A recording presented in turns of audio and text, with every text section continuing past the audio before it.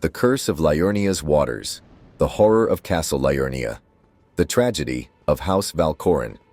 Long before the Shattering, when the Golden Order still reigned and the Erdtree's light bathed the lands between, the region of Liurnia of the Lakes was not yet the broken, flooded expanse it is today.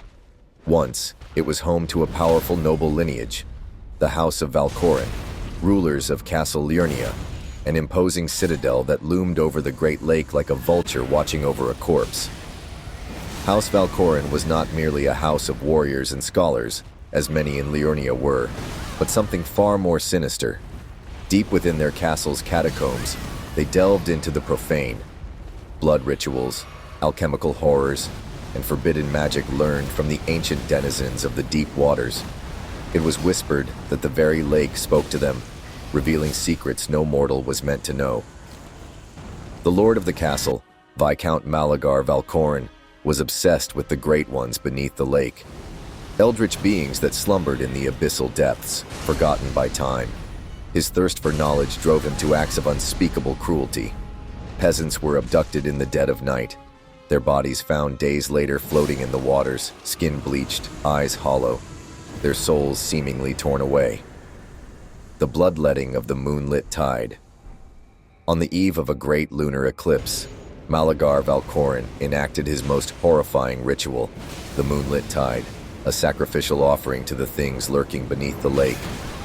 He gathered his entire court, nobles and commoners alike, and under the pale, eerie glow of the moon, they were cast into the depths, bound in chains of enchanted silver.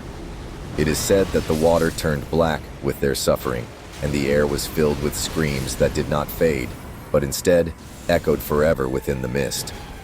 The drowned souls were not granted death, but were instead twisted into abominations, bound forever to the lake's cursed depths.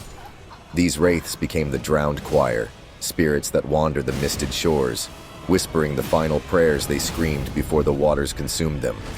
But Malagar's arrogance was his undoing. As the final victim's blood tainted the water, something answered his call, not a god, but something much worse. A nameless, shapeless horror rose from the abyss, its body a writhing mass of limbs, eyes, and gnashing teeth, crowned with a halo of shimmering darkness. It was a great one forgotten by even the scholars of Raya Lucaria, an entity that should never have been disturbed. The horror dragged Castle Liurnia into the lake, submerging it beneath the abyss, along with all who had dwelled within. Malagar himself was never seen again, but legends claim his soul was shattered into 1,000 screaming fragments, each cursed